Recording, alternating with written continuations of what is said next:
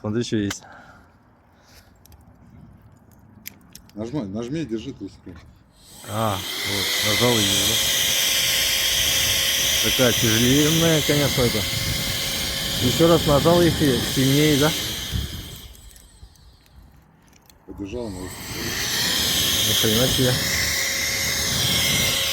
Вообще нормальная тема для раздува.